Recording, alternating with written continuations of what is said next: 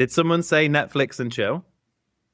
Today's episode, Adam and I are going to be going through the world of Netflix, why it's so popular, why it's got an obsession with people murdering people and killing each other and serial killers, and whether or not that's deliberate and having a good or a bad influence on society.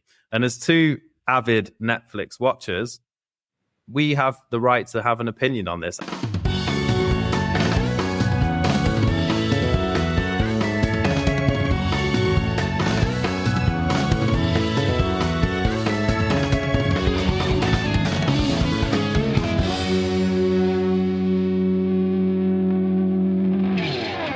So, hello, welcome, friend. Good afternoon. It's always a pleasure to be here discussing the important topics of today. Anyway, so Netflix, what is it something that you like to watch every day? So it was and it wasn't. In the past, I used to enjoy a series and me and my wife would get to the end of the day and we might sit down and watch an episode, and usually that episode would turn into 2 episodes or 3 episodes or 4. And then before you know it, it's after 11. You've got to be awake at 5 o'clock in the morning and you're regretting your life choices. Yeah, that's one of the things of how I think it's really impacting people's lives, because it's not like in the old days when we grew up, where it was you'd have a series on TV, generally that would be on once a week or something like that. So you'd actually be excited about watching it. Then you watch it, then it's done for a week, you look forward to the next one. But it's not like the sort of binge watching idea that we have now, where it's, okay, I've started the show, might as well watch 7 episodes before I go to bed. And it's just so bizarre. And then wake up the next day sort of groggy and from whatever else because you stayed up too late. Yeah.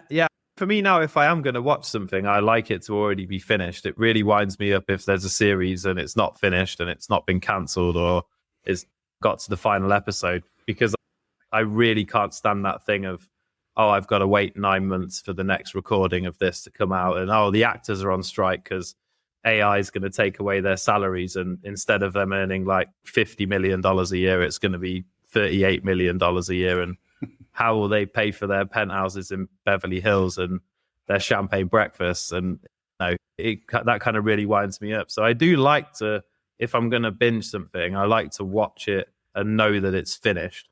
So I'm just coming around now to thinking about maybe watching Game of Thrones or Breaking Bad or something, because I know they're finished 10 years ago and everyone stopped talking about them. Yeah, and they both are fairly good series, actually. Breaking Bad's really good. Game of Thrones is, again, it's one of those things which I guess we've talked about before, where first 2 seasons, you're like, yeah, this is amazing. Can't wait for the 3rd season. That comes along, it's pretty good. But by the end of it, it was decent. But it's like all the good stuff seemed to happen much earlier on, although it's my point of view. Anyway, by the last season, you just kind of kicking the can down the road, collecting money, because everyone's already... I think what happens is you get people heavily invested in a series. So once you've got to like season 4 or something like that's so many hours of viewing, and then you're invested in also emotionally in what's going to happen in the story and the characters and things like that. And so then it almost seems like they just put out anything for the last couple of seasons just because people are going to watch anyway. Maybe they don't need to be as inventive. Yeah, I think they hit a sweet spot. You do get series where the first series is okay and the second series is like really good, and then the 3rd series is and it starts to go through a lull. And I've watched series that have got better and then worse and then better again. It's almost like they had a lull and a bit of a series where it wasn't quite working out, and I guess the ratings showed them that was the case, and then they go back and analyze what it was that made it interesting in the first place in the first couple of series, and they start to reignite that thing. One example of that is Yellowstone. I don't know if you've watched Yellowstone, but No, I haven't. Yellowstone makes me want to move to Montana and become a cowboy. It's just one of those. Okay. It even got me into country music. That's how good it is. Right. I was not expecting that. Yeah, and it's just about this family that run a ranch in Montana, and obviously as things are modernizing, they're trying to take over it and turn it for people from the cities to come and get weekends away, and they just want to do like their ranching and their cow stuff, and there's a lot of like murders going on, and basically like long cinematics of people riding horses up hills to country music, and it's cool. It's got getting like shot. Yeah, and then getting shot, and it's got some kick-ass characters in it, and it's just got that real American feel to it. Yeah, just that kind of vibe to it. Which, I mean, it all sounded quite nice and idyllic. And then you mentioned the sort of people getting shot or various bad things happening, which I guess is what we wanted to discuss a bit today, of like, why is everything on Netflix so dark? You know, was it 60% of the most popular shows on Netflix in 2023 to 24? 60% with like, it was heavily made around just violence and criminality. And it's just crazy that that's like what people go for the most, or it seems it to me. But maybe it's just what makes a good story. I don't know. Yeah, I think it's what people see as making a good story, and I think there's something deliberate about it. I guess if you look back at history, like people have always like looking at stuff like that. If you go back to like ancient Rome, they would just gather slaves as they were moving across and then sell them into becoming gladiators, and people would go and drink and laugh and watch people get torn to shreds by lions and stuff. Yeah, so instead of Netflix, it's just pack up the family, go down to the Coliseum for the day, and watch that. Yeah, exactly. Or poor John, who lives in the house down at the bottom of the road in Tudor England, stole some potatoes to feed his family, and they caught him, and now they're going to hang him and cut him into quarters and drag him behind a horse for a few 100 miles just to teach him a lesson. You definitely won't do it again. Should we buy some, I don't know, mead and a few lumps of bread and go and watch it happen? Yeah, I guess there's nothing else to do. There's nothing on TV at that point, so you have to. So it's almost like we've always had that kind of obsession with some amount of violence or gore or something that's just shocking, perhaps. Yeah, and I wonder if that's what it is. It's that feeling of being shocked or seeing something that's so out there. I've never really been into this kind of stuff anyway for myself. I remember when I was a teenager, there was always these Saw movies. Saw 75 or whatever. And I remember watching a bit of one of them because, I don't know, I must have been around people that like that kind of thing. And it's like this guy wakes up, he's been injected with something and knocked out, and he wakes up in a room, and I think the other person in the room is like someone he loves, and they've got the key to the lock that they need to get out before it explodes or some other horrible thing happens. But the key is like inside the other person. So they need to get a blunt instrument and cut them open and pull out the key. And I'm like,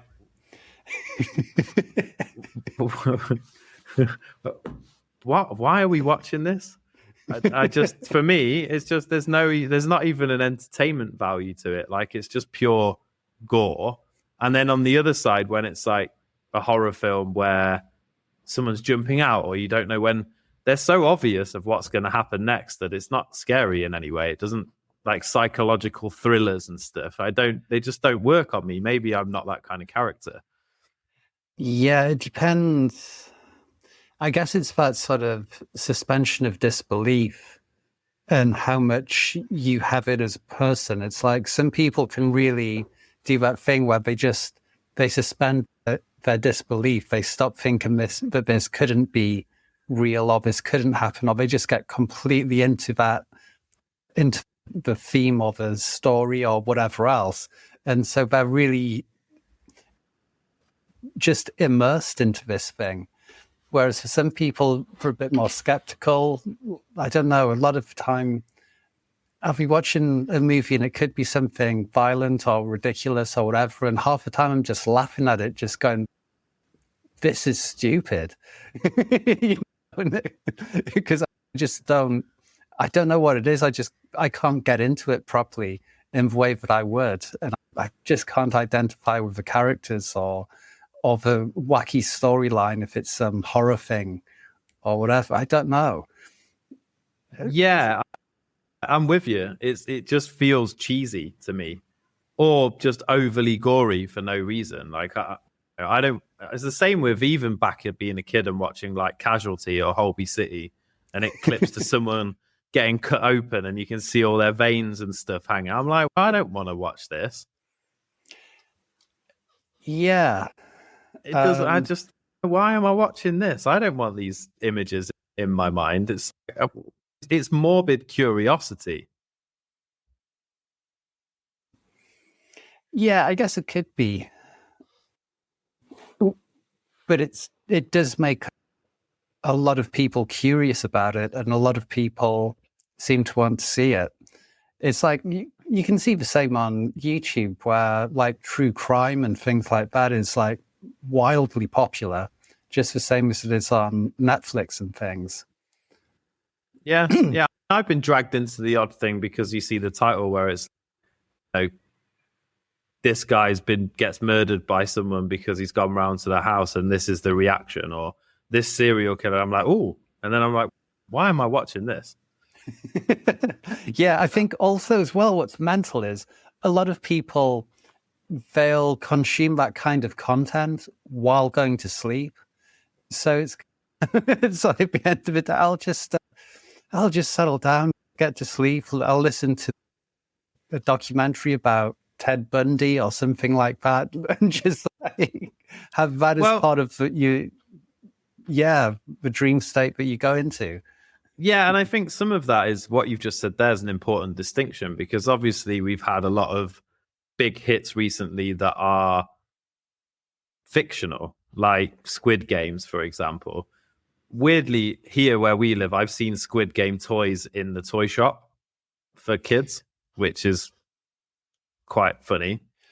Wasn't okay? It's a little bit strange, but wasn't Squid Games actually based on something, like some real event that happened? I don't know, because it would be a crazy event if it was something that really happened, because you've got all of these people, and it's similar to Saw in that sense. It's almost like a game show where if you don't win the game show, you get killed. And I think in the second series, it was a bit smarter in what humans will do to other humans to win. Mm-hmm. There was like a bit more of that psychology of what will you do to get something, to gain something, rather than just, hey, if you don't do it, you're going to get killed. So I don't know if it's based on something real or not. But I think there's also that important distinction, is these things are fictional generally. Mm-hmm. Most of these films and whatever. But the thing that's really popular on Netflix right now is exactly what you said. It's people watching documentaries about actual killers. And that's just weird. Yeah, completely. And I guess in some ways it's handy for Netflix or whatever the production company is, because what do you need to make a documentary about some crime? You just need like a presenter, a few photos, some stock footage.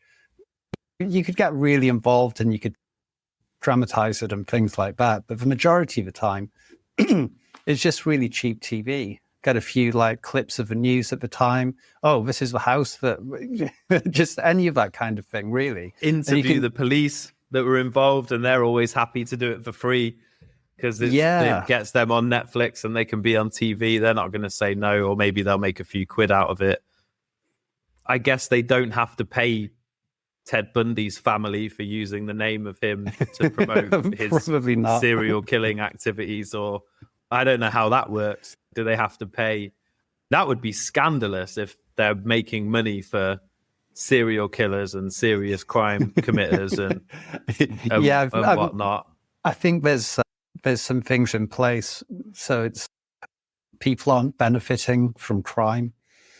They should give it to the victims' families, I would guess. Like that would make it at least in some way slightly beneficial to somebody. That would be a slightly better idea, but I would imagine that when you make a documentary about whatever crime, the profits go to the company and not so much to the victims, I would think. Yeah, I suppose it's not intellectual property, is it?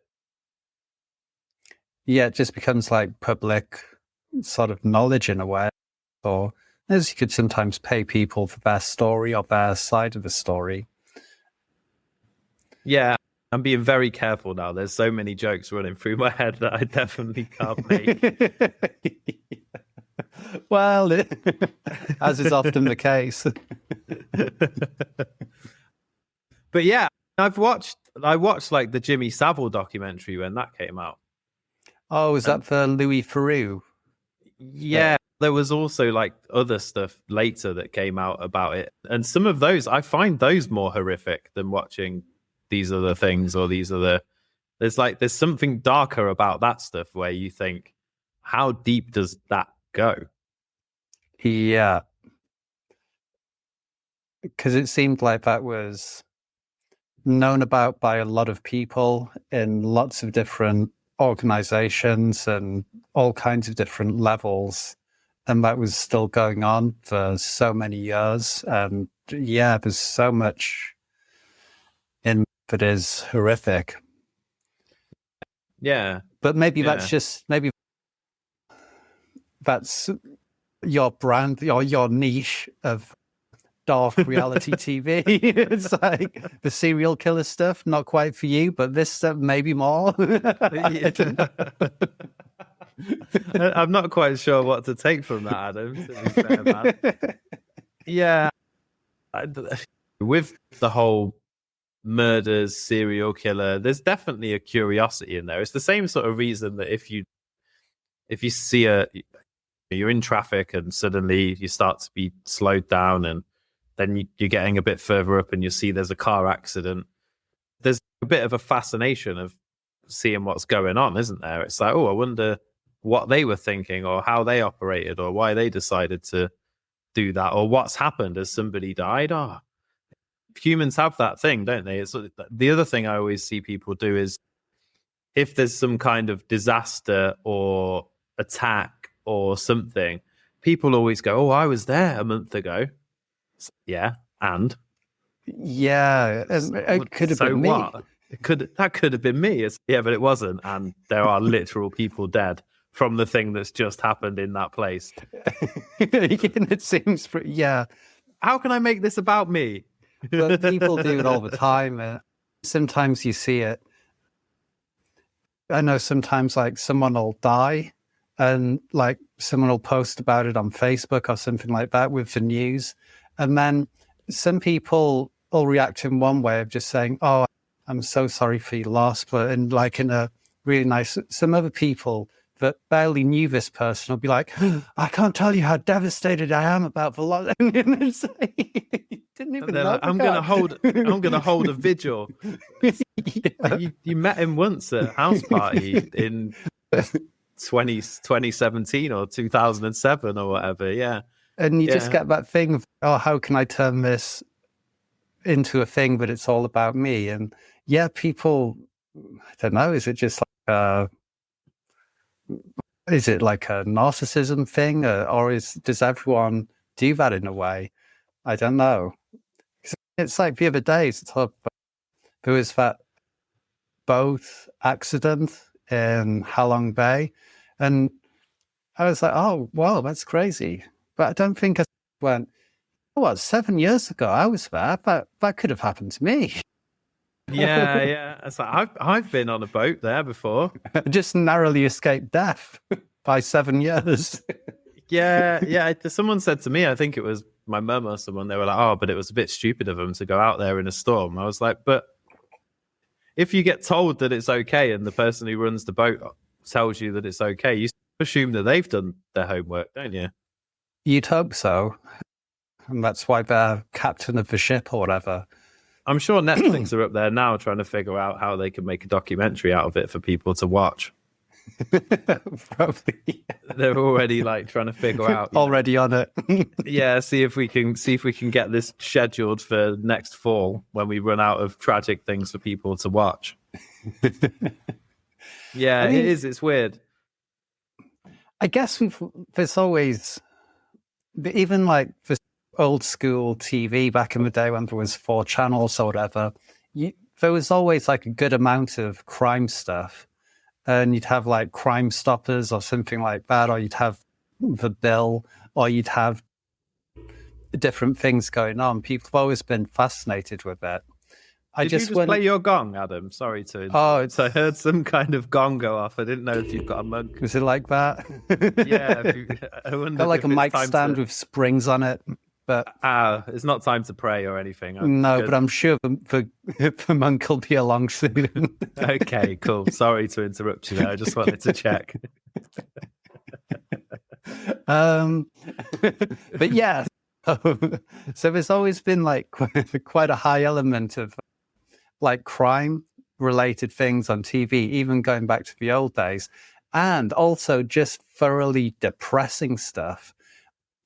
Do you ever watch like EastEnders or Coronation Street or anything like that back in the UK?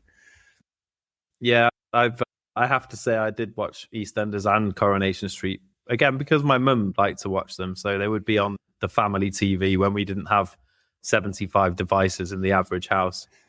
And Yeah. you would be forced to watch Phil Mitchell beating his wife or whatever was happening drinking that particular week. Or then didn't he get shot at some point or something? But anyway, you have all these things and it's like a soap opera about daily life, but everyone's got some horrific dark side or dark secret or terrible agenda or something like that. And so much happens to this small group of people in this little place. And I think that when you have things like that and it's all negative combined with, I don't know, then you've got like the true crime things and documentaries about that. Is it changing people's view of the world in a way where they're thinking that life is like this and there's these kind of dangers all around and everyone's a little bit dodgy, everyone's got this dark side. Is it changing people's view of the world? And then also it's like that idea of like manifestation or something like that. If you change your view of the world, does that then become reality? Does your world then change and you start inviting worse things into your life because of how your worldviews change based on the stuff you've been consuming? I think totally. And you mix that with social media and the view of these perfected kind of realities that people put out there, and also when people do fake videos to make it look like situations have happened and all of this kind of stuff. I think it certainly changes the reality and the way that people see the world and the way that they perceive things. And I think we talked about this before where you were saying the world is a more dangerous place than it used to be, and I was saying maybe it isn't. Maybe people just didn't know so much about it in the past, and it's one of those kinds of conversations. And I think certainly watching all of this stuff does that. And you get copycat killers, don't you? So in the past, you'd have like newspaper coverage of the Yorkshire Ripper, for example. But a couple of those murders weren't him because it was someone like copying him and seeing the news and getting a fantasy about that and then going and acting on it and doing horrible things and killing people and stuff. So certainly if you've got like Netflix showing you all of these kind of documentaries of people that are serial killers, is going to inspire the serial killers of the future. Yeah, quite possibly. Also, it gives people, someone who's like a potential serial killer, let's say, it gives them like a methodology, like a how to do it. All right, this guy did this, and then he got caught. I should probably do it a bit different. I don't know. I'll do this, a manual. Yeah, this is it. And I think people have crimes have happened as a result of people watching films and movies and documentaries and all of these kind of things. And I think especially, sorry, I was just going to say, I think especially it's like a certain time of life, often during adolescence or something like that, when people are really impressionable, or sometimes when some things happened in their life and then they somehow get inspired by something that they watch or something like that, and all of a sudden being this kind of criminal or whatever it may be becomes very appealing, because that's how to get power or to get noticed or whatever else. And yeah, I don't know. Could it be that the aim of these entertainment companies has changed in some way because life has changed so much? Like life now compared to the 1950s and the 1960s when television was first becoming prominent is in general much easier than it was in terms of work, finances, ability to eat, ability to do all of the things that we can do, technology, etc., etc. Like television back in the 50s and 60s was like a release for people to go and sit in front of it and go to a different place and feel like they were part of a different story. So things were more heartwarming or more funny or whatever. Whereas now things are much easier for people. So giving a view of people dying and all of these terrible things happening and whatever else is like a way of making people realize, oh, do you know what? My life's actually not that bad, and I should be grateful that I've not been dragged off and locked in someone's bunker and made to play a game to see if I can live or die. Yeah. I think we mentioned in a previous episode about how you should practice gratitude every day or something like that. So yeah, maybe it's good. Watch a Saw movie every night. Next day, wake up and go, oh, wow, this is great. At least I don't have to amputate my own leg and pull out the bone marrow and put it on this scale to release the trap. Yeah, yeah, this is it. But it's also, it's like it's people being desensitized to seeing these things and then seeing more extreme versions of these things. It's the same with pornography or whatever. People get into more extreme stuff and think that's how people have actual relations. Yeah. I don't know why I'm talking like Bill Clinton, but I just don't know what I can say anymore. That was just chicken soup on a I don't know. YouTube algorithm. I just don't know what I'm allowed to say anymore. No, we've got a bit lost with it somewhere. But yeah, it's and everything always does get more extreme. So it's, if you watch some movies that were banned in, say, like the 70s or 80s or something like that, I don't know, like A Clockwork Orange, or I think, or The Exorcist, or something like that, you watch them and you go, oh yeah, I kind of see why it was banned, but it seems so tame in comparison to like what people would watch now.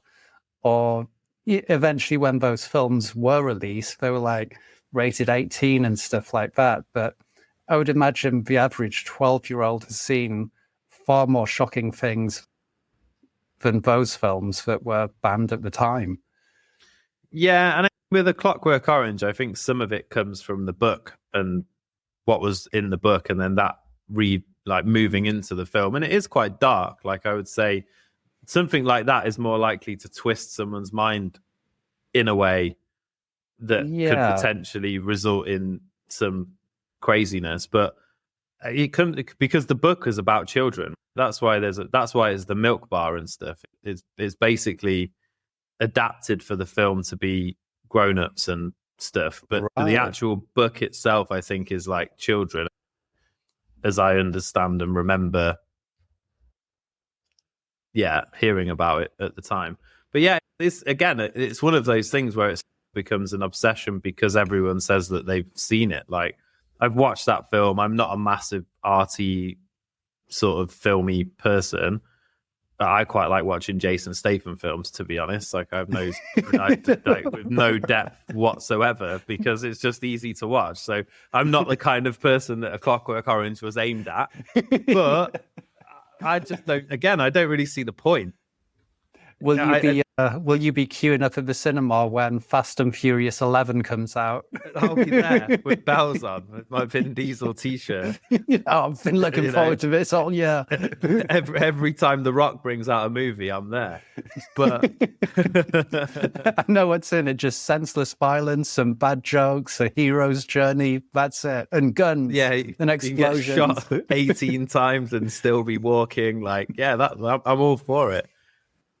It's actually the thing that I'm really into at the moment. Is a bit of a jump off because it's not on Netflix, but the thing I'm really into at the moment is watching YouTube videos of this dude who restores toy cars, because my son loves it. He's like super into watching these fake restorations of toy cars where they take them all apart and then rebuild them all and repaint everything. And he's got that I could watch those all day. Like, they're amazing.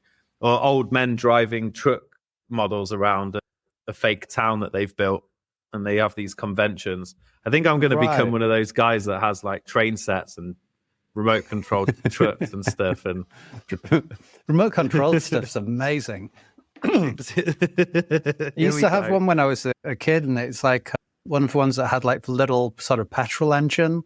So it's but it was so much fun to build. And then you made like you put everything together with a real engine, but you have to put like little bits of fuel in and start it and stuff. Just really cool. Nice. Yeah, I always remember seeing them when I was a kid and wishing that I had one. So that's cool. So that'll be our future, Adam, is us playing with remote control things, maybe setting up the first Vietnam branch of people very carefully driving their remote control lorries around the track, wide load boats and all of that kind of stuff. Anyway, I digress. So I suppose all people they have a weird thing that entertains them, and Netflix fills that gap for a lot of people. But I think but I think most people watch Netflix like daily. Yeah, because it became like a replacement for TV for a lot of folk, I think, which you can see why. But to be honest, I haven't even looked at Netflix for years, I think. Just what I've heard, secondhand information from other sources. But it seems like TV was there, and then it got replaced. So, it expanded. So in the UK, we started with 4 channels. Then people started getting Sky and Freeview and things like that. And then you had hundreds of channels, but there was never anything to watch. Whereas when there was 4 channels, there was always something good to watch. And then Netflix seemed to come along as this almost alternative. It seemed like in the, 10, 15 years ago, it started men just getting like bigger. And it seemed like this kind of cool alternative in a way, almost a bit like YouTube was when that first became popular. Netflix seemed to do a similar thing, except just for like TV shows and movies. So I don't know, I guess maybe for a lot of people, it's, that's just the app. That's my go-to app for viewing things. Yeah, and it's interesting in how it's grown. Did you ever hear the story about Netflix and Blockbuster? No. So Blockbuster got offered to buy Netflix when it was a new startup for something like $40 million or pocket change. The kind of thing like Elon Musk has lying around the back of his sofa that his 4 wives are sat on or whatever. And allegedly. Allegedly, yeah.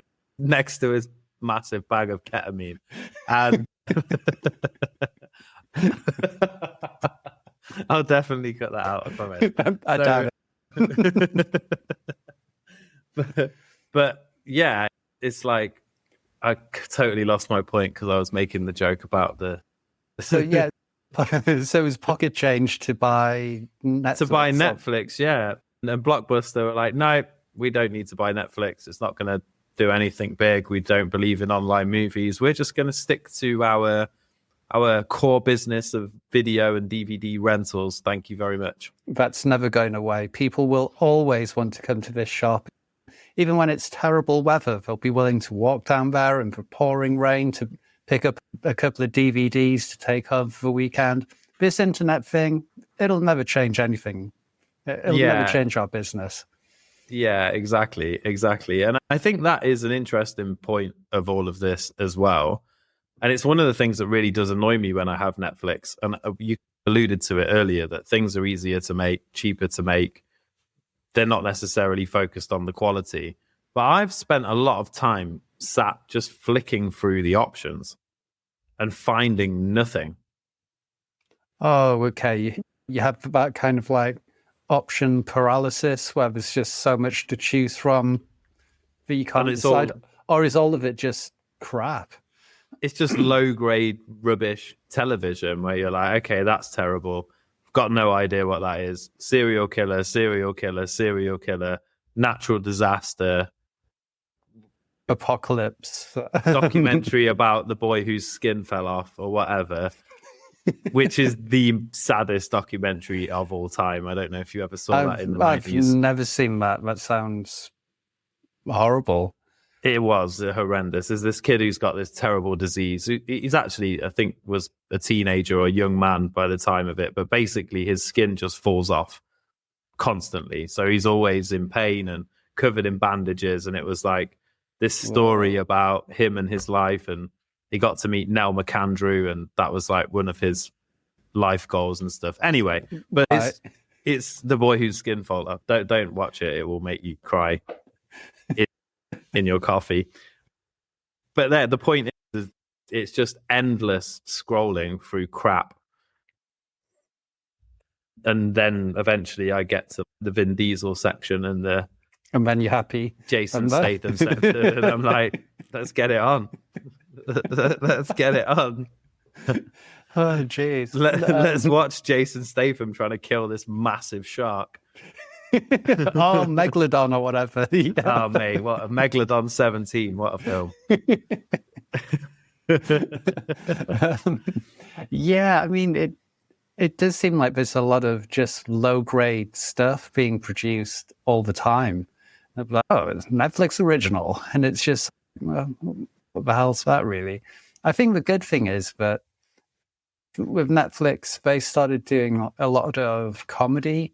And so for a lot of stand-ups, they might get like a gig where they've got like a Netflix comedy special and things like that. So their show will get recorded, they get paid from Netflix. And I think it's good because I don't know, I guess there's other forms of TV or something like that would also do a similar thing. But it feels like in some ways Netflix is helping like the sort of comedy industry.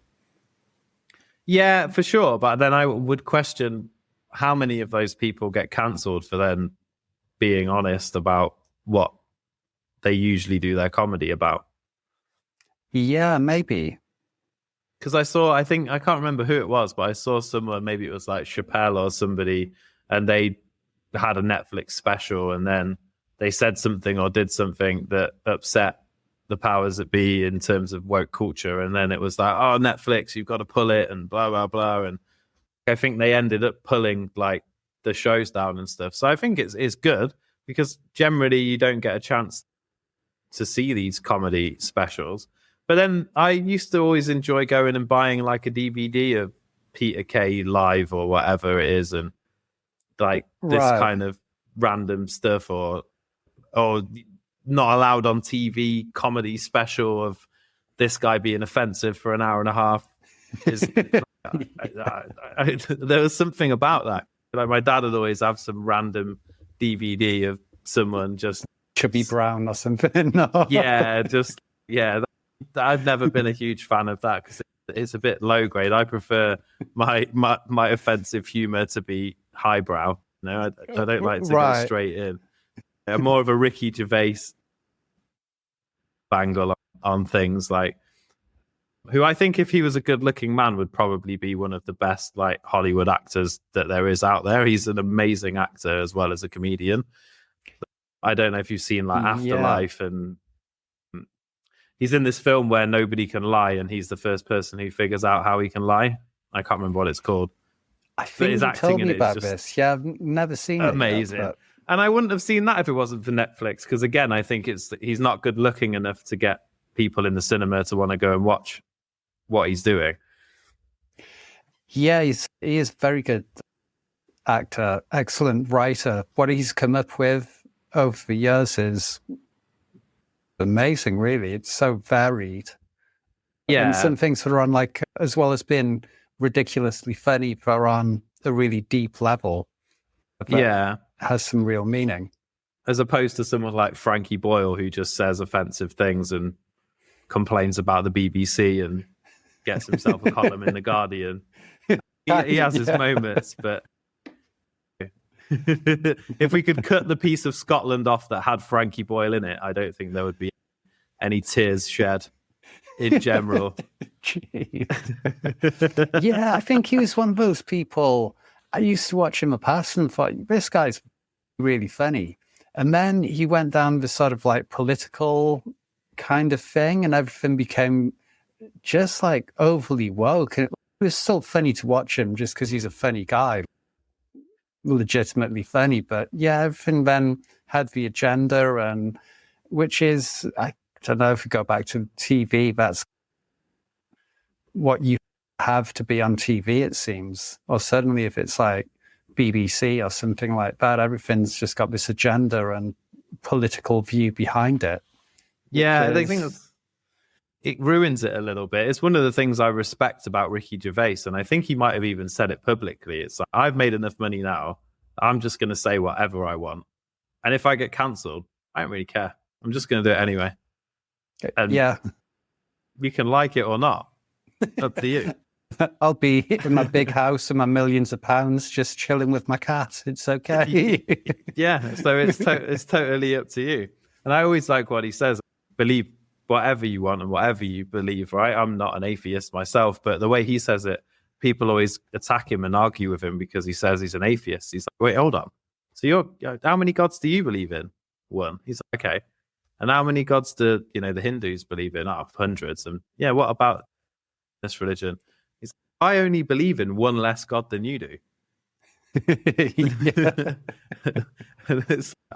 And I just think it's clever that he can have those discussions, and no matter what you believe, like I have my views and whatever, but I think that's some of the things that are lost. And it's great that Netflix is promoting comedy and whatnot, but I think if it's comedy where they decide what's offensive and what's not offensive, then it can, in some ways, it can do more harm than good. Yeah, which it always does when you have some kind of gatekeeping going on.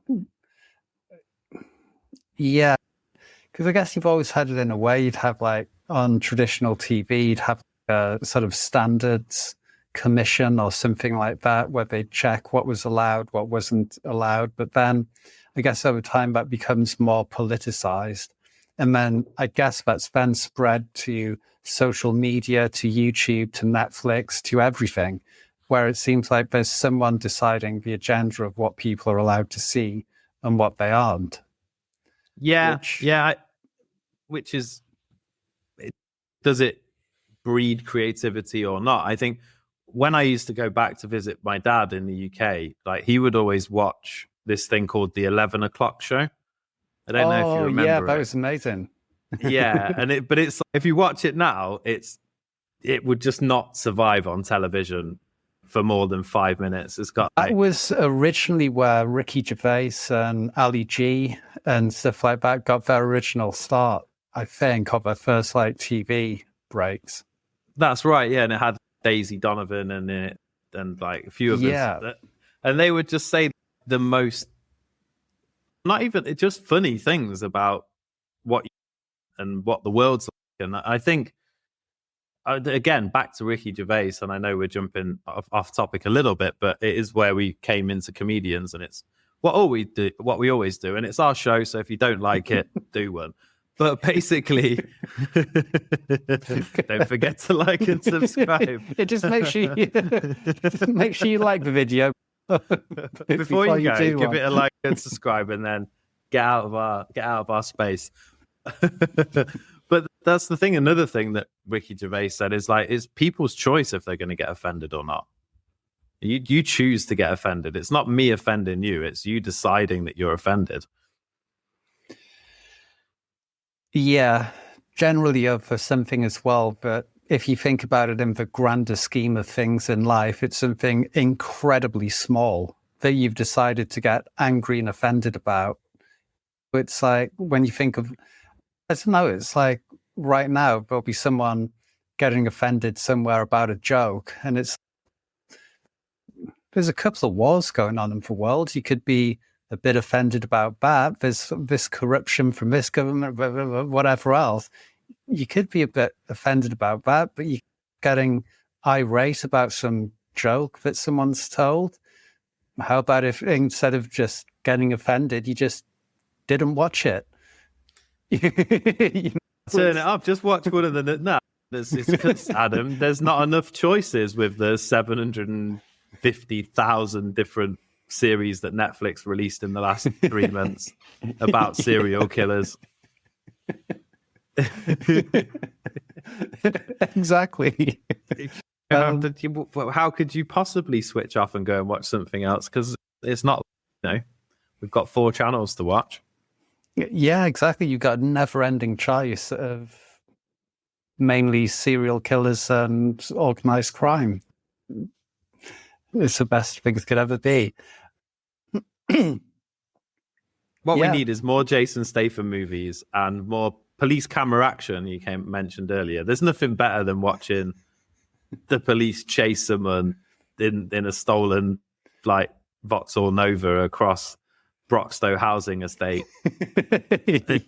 It's great. And to be fair, maybe this is another view back to that human nature thing. It's like you always want them to get away. Yeah, because it just that bit of anarchy or that kind of like, oh, come on, this time, just you can make it. Come on, handbrake turn around here, just you can get away. Yeah, exactly. When you see them running, like jumping across hedges and fences in their Nike TN tracksuits. There's something magical about it. There's something magical about this scally who's nicked a car, just running through the field, trying to get away from the evil getting rugby tackled by a slightly overweight man in a black vest and a white shirt. It's heartwarming stories. Yeah. But yeah, I haven't really. When you were mentioning earlier about older stuff that used to be on TV, going back, I think there was more stuff that was, in my opinion, either well written or well made, or there was a lot more stuff that gave you like a sort of warm feeling when you watched it. If you think of even some of comedy shows and things like that in the UK, probably when we were growing up, so you might have things like Faulty Towers or One Foot in the Grave or The Good Life or Father Ted or different things like that. Mr. Bean. Yeah. But all of those shows had something, it was funny, but it gave you like a sort of, there was a certain warmth to it in the way that, maybe it's just me that sees that, I don't know. But, no, you're right. And maybe it's nostalgia. Maybe there's some of that there. Like, again, I have seen some good series on Netflix that have come out in the modern age. There's another one that I can't remember the name of, but you'll be able to find this using AI, ladies and gentlemen. It's about a plane, and the plane disappears, and then when it lands, it's 5 years later. Oh, It's a right, really okay. cool series, and then it follows like what happens. Like, obviously, some people have got remarried and whatever. There's all these crazy things going on, and it's like there's a tear in the time continuum. But I agree with you. It's like these older things are more like that, and I think in some ways things were more tame, but in other ways things were more extreme. Remember, Have I Got News for You? It's probably still running, right? It is still running, and last time I watched it, it was awful. Dreadful. Like, do you remember when Angus Deaton did loads of stuff he wasn't supposed to do? Yeah. Like pretty serious stuff in the modern day, and I'll let people look it up if they want to, because I'm not going to mention what it was. But they didn't fire him. They just let him go back on the show, and he just got rinsed by like Paul Merton and Ian Hislop for an hour. And it was some of the greatest television you'll ever see. It's like you could just see him wanting to melt into a hole in the ground. Just and kind of squirming. Yeah, that way of dealing things would be so much better. I think that's quality television. In a Takeshi's Castle style. I think that's what people want. Yeah. So you get a good insight into my world, and that's for me is what entertainment should be. Right, my life's always pretty serious. Everything I'm doing is like this strategy or this thing or helping people with this serious thing. And when I want to watch entertainment, that's why I always used to love Takeshi's Castle. Loads of Japanese people running an assault course and hurting themselves. It's brilliant.